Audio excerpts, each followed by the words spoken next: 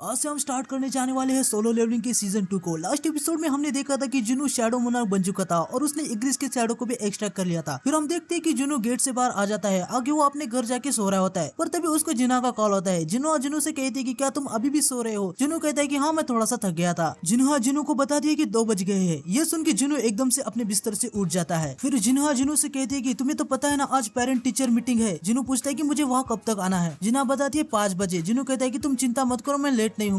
जिना कहती कि मुझे पता है, पर जब तुम यहाँ पहुँचोगे तो मुझे एक कॉल जरूर करना। जिनू को जिना के होम रूम टीचर से मिला था। वो अपने कपड़ों को देखता है। वो समझ जाते हैं कि उसे कुछ अच्छे कपड़े पहन के जाना चाहिए। आगे हम देखते हैं कि जुनू एक बैंक में अपना डेबिट कार्ड और बैंक अकाउंट अपडेट करने आया होता है। बैंक की एक एम्प्लॉय जुनू का बैंक अकाउंट अपडेट कर देती है। तभी वो जुनू के अकाउंट में 1.4 बिलियन वॉन को देख के शॉक हो जाती है। वो जुनू से पूछते कि तुम काम क्या करते हो? जुनू बताते कि मैं एक हंटर हूँ। बैंक एम्प्लॉय को पता होता है कि हंटर अच्छा खासा कमा लेते हैं। वो सोच रहे होती कि जुनू कोई हाई रैंक का हंटर होगा। तभी मौके पे चौका मारते हैं। वो बैंक एम्प्लॉय जुनू को अपने बैंक में न्यू इन्वेस्टमेंट में इन्वेस्ट करने को कहती है, पर जुनू तुरंत मना कर देता है। जुनू जिन्हा के स्कूल आ जाता है। जुनू को देख के जिन्हा अलग ही मुंह बना लेती है। वो जुनू से कहती है कि तुम कौन हो? तुमने असली जुनू के साथ क्या किया? जुनू से पूछता है कि क्या मैं अच्छा नहीं दिख रहा? जिन्हा कहती है मुझे कोई आइडिया नहीं, कोई इतना कैसे चेंज हो सकता है? जुनू उसे कहता है कि मुझे तुम्हारे होमरूम टीचर से मिला था, क्या मुझे कोई स्लाइड के साथ ट्रैक सूट को पहनना चाहिए था? फिर जिन्हा जुनू को होमरूम टीचर के पास ले जा रही होती है। सारी लड़कियां जुनू को देख के शॉक हो रही थी। तभी जिन्हा जुनू से कहती है कि तुम तो काफी पॉपुलर हो और देखा जाए तो तुम्हारी कोई गर्लफ्रेंड भी नहीं है, क्या मैं इधर किसी के साथ तुम्हारी सेटिंग करा दूं? लेकिन जुनू उसके गाल पकड़ के खींचता है और उसे चुप करा देता है। आगे वो जिन्हा के होमरूम टीचर से मिलता है। जिन्हा के होमरूम टीचर जुनू से कहती कि मुझे नहीं पता था कि जिन्हा का भाई इतना हैंडसम है। जुनू मन में कह रहा होता है कि वो भी इसी स्कूल से ग्रेजुएट हुआ है, पर वो इनसे पहली बार मिल रहा है। आगे वो टीचर जुनू को बताती है कि जिन्हा के ग्रेड्स काफी अच्छे है, वो दिल की भी बहुत अच्छी है, तो तुम्हें उसकी चिंता करने की कोई भी जरूरत नहीं है। मुझे उसके फ्यूचर की भी कोई चिंता नहीं है। तुम्हें तो जिन्हा का गोल पता ही होगा, उसे स्कूल के मेडिकल को अटेंड करना है। जुनू कहता है कि हाँ मुझे पता है। आगे टीचर बताती है कि जिन्हा के practical score, grades, report card सब कुछ एक्सीलेंट है। वो अपने गोल को हासिल भी कर सकती है, फिर भी उसमें कुछ ज्यादा प्रेशर मत डालना। जुनू कहता है मैं समझ गया। टीचर जुनू से कहती है कि तुम एक हंटर हो ना, अगर जिना अवेक हो जाए तो तुम क्या उसे हंटर बनने दोगे? जुनू कहता है बिल्कुल भी नहीं। टीचर कहती है कि मैं समझ गई, मैंने तुमसे ये इसलिए पूछा क्योंकि एक स्टूडेंट स्कूल छोड़ना चाहती है क्योंकि वो अवेक हो गई है और वो कुछ दिनों से स्कूल में भी नहीं आ रही। अगर ऐसे ही चलता रहा तो स्कूल को उस पर एक्शन लेना होगा। अगर वो हंटर भी बन गई तो कोई बात नहीं, लेकिन कम से कम उसे अपना ग्रेजुएशन तो कम्प्लीट करना चाहिए। जुनू उसे पूछ रहा होता है कि उसकी रैंक क्या है। टीचर बताती कि मुझे हंटर के बारे में कुछ खास तो पता नहीं, लेकिन जितना मैंने सुना है उसका रैंक सबसे लोएस्ट है। जुनू समझ जाते हैं कि उसका रैंक ई है और जुनू खुद भी एक ई रैंक हंटर रह चुका है, तो वो समझ जाता है कि उससे मरने में जरा सा भी टाइम नहीं लगेगा। टीचर जुनू से कहती है कि अगर तुम्हें कोई परेशानी नहीं है तो तुम क्या एक काम करोगे? वैसे वो जिना की एक फ्रेंड है, तो क्या तुम उसको कम से कम स्कूल फिनिश करने के लिए मनाओगे? जुनू उनसे कहता है कि क्या वो जिना की फ्रेंड है? टीचर कहती है हाँ, उसका नाम है हान सोंगी। फिर हमें इवनिंग में दिखा दिया जहाँ जुनू एक अपार्टमेंट के नीचे आकर खड़ा था। तभी वहाँ पे एक लड़की आती है जो कोई और नहीं बल्कि सोंगी ही होती है। सोंगी जुनू से कह रही होती कि मिस्टर आप यहाँ पे क्या कर रहे हो? क्या आप वही हंटर हो जिसे टीचर ने मुझसे बात करने के लिए कहा था? जुनू सोंगी को उसकी और जिना की फोटो दिखाता है और पूछता है कि क्या तुम इस लड़की को जानती हो? क्या तुम इस लड़की की फ्रेंड हो? सोंगी कहती है कि हाँ ये तो जिना है। क्या आप उसके बड़े भाई है? मैं आपसे मिलने हॉस्पिटल में आई थी जब आप एडमिट थे। अब मुझे सब समझ आ रहा है, आप मेरे होमरूम टीचर को कैसे जानते हो, क्योंकि आप जिना के बड़े भाई हो। जुनू उसे कहता है कि वैसे हमारी कुछ ज्यादा जान पहचान नहीं है। फिर जुनू उसे डंजन के बारे में बताने लगता है। रेगुलर अटैक मैजिक बीस्ट पे काम नहीं करते, तुम्हारे पास एक हथियार होना चाहिए, पर तुमने हथियार भी ले लिया तो वो ज्यादा नहीं टिकेगा, तुम्हें बार बार उन्हें खरीदना होगा। इसलिए ई रैंक हंटर को प्रॉफिट कमाने में बहुत ज्यादा मुश्किल होती है। क्या तुम बिना हथियार लड़ने के बारे में सोच रहे हो? ये मत कहना कि तुम बस पैसे कमाने के लिए हंटर बनना चाहती हो। लेकिन सोंगी जिनो से कह रही होती कि आप यहाँ पे मुझे लेक्चर देने आ रहे हो तो इसके बारे में भूल जाओ, आप भी तो मेरी तरह एक ई रैंक हंटर हो। जिनो मन में कह रहा होता है कि मुझे पता था कि ये लड़की जिद्दी होगी। खैर मैं भी तो ऐसा ही था। वो उसे कह रहा होता है कि चिंता मत करो, मैं तुम्हें यहाँ क्विट करने के लिए मनाने वाला नहीं हूँ। जिनो मन में कहता है जब तक तुम उस खतरनाक दुनिया को अपनी आंखों से नहीं देखोगी तुम्हें कुछ भी समझ नहीं आने वाला। सोंगी कहने लगती है कि तो आप यहाँ पे क्यों आए हो? जिनो उसे कहता है कि मैं तुम्हें एक ग्रेट हंटर बनाने वाला हूँ। फिर हमें एयरपोर्ट को दिखाते हैं जहाँ होंग डॉन्स को आया होता है। उसका वेलकम करने जिनचुल भी आया था। डोंगसू जिनचुल से कहता है कि हंटर गिल्ड को मुझसे क्या काम, तुम यहाँ पे क्या करने आए हो? वैसे तुम्हें देख के मुझे अच्छा ही लगा है। जिनचुल उसे कहता है नॉर्मल सी बात है, एक एस रैंक का हंटर कोरिया में आया है, इसकी इन्फॉर्मेशन हमारे सर्विलियंस डिवीजन टीम को पहले से ही पता चल गई थी। डोंगसू से कहता है कि क्या सर्विलियंस टीम, तुम अभी भी उस बुड्ढे चेयरमैन गोगुन के लिए काम करते हो? तुम उसके राइट हैंड हो ना? अगर मैं तुम्हारी जगह होता तो मैं उस बुड्ढे की बैंड बजा के खुद राज करता। जिनचू उसे कहता है कि आप यहाँ पे कब तक रुकने वाले हो? डोंगसू उसे कहता है कि मैं यहाँ पे ज्यादा नहीं रुकने वाला, जैसे ही मेरा काम खत्म हो जाएगा मैं यहाँ से चला जाऊंगा। जिनचुल उसे कहता है कि आपका काम ए रैंक के जिन्हो और डी रैंक के जिन्हो से तो नहीं है। डोंगसू उसे कहता है कि मुझे सर्विलियंस एजेंट से यही उम्मीद थी, तुम्हें पता होने के बाद भी तुम मुझसे पूछ रहे हो, क्या तुम मुझे रोकोगे? जिनचुल कहता है कि मैं तो बस अपना काम कर रहा था सर। तभी वो पीछे से 2 लो रैंक के हंटर को जाते हुए देखता है। डोंगसू जिनचुल से से कह रहा होता है कि मुझे तुम हमेशा से ही पसंद थे, स्कैवेंजर गिल्ड को ज्वाइन करने के बारे में क्या सोचते हो, हम तुम्हें उस बुड्ढे से अच्छा पे करेंगे। जिनचुल मन में बोल रहा होता है कि हंटर को डोंगसो और उसके बड़े भाई पे पहले से ही शक था। जैसे लिजर्ड अपने खुद के पूंछ को काटती है वैसे ही इनका बड़ा भाई और ये हंटर्स को मार डालते थे, लेकिन कुछ भी सबूत न मिलने के कारण हम कुछ भी नहीं कर पाए थे। अगली सीन में हम देखते हैं कि जिनु सोंगी को व्हाइट टाइगर गिल्ड के ट्रेनिंग गेट जो न्यू हंटर्स के लिए है उसके पास लेके आया था, जिसका इंतजाम जिनु के रिक्वेस्ट में मिस्टर अहम ने किया था, जो कि व्हाइट गिल्ड टाइगर के सेकंड डिवीजन के चीफ थे। पहले ये सब एक दूसरे को इंट्रोड्यूस कराते हैं। मिस्टर अहम को इरैक हंटर सोंगी से कुछ ज्यादा एक्सपेक्टेशन नहीं थी, लेकिन तभी उसे याद आता है कि जिनु भी तो एक इरैक हंटर है, इसलिए वो सीधे अभी कंक्लूजन पे नहीं आता। उसे लग रहा होता है कि जिनु व्हाइट टाइगर गिल्ड में इंटरेस्टेड है। मिस्टर अहम बता रहे होते कि इस जगह पे काफी ज्यादा गेट ओपन होते रहते हैं, तो यहाँ पे ज्यादा लोग नहीं रहते, लेकिन आज एक सी रैंक का गेट भी ओपन हुआ है जो इनके लिए अभी फिलहाल के लिए ट्रेनिंग के लिए बेस्ट है। तभी वहाँ पे एक फुल आर्मर में बंदा आता है। वो कहता है कि ऑलरेडी 9 बज चुके हैं, बातें बंद करो और अंदर चलो। जिनु कहता है कि ये कौन है। मिस्टर अहम बताते कि ये हमारा न्यू ए रैंक हंटर है, जो कि एक टैंक है। जब हमने आप यहाँ पे आ रहे हैं इसके बारे में उसको बताया तो वो इससे थोड़ा सा नाराज हो गया है। उसको लगता है कि हम किसी ट्रिप पे जा रहे हैं। उसका नाम किम चुल है और वो आज की स्ट्राइक स्क्वाड को लीड करने वाला है। आज की स्ट्राइक स्क्वाड में एक ए रैंक, 7 बी रैंक और 4 सी रैंक के हंटर्स है, जो कि टोटल 12 मेंबर्स है। मैं जानता हूँ कि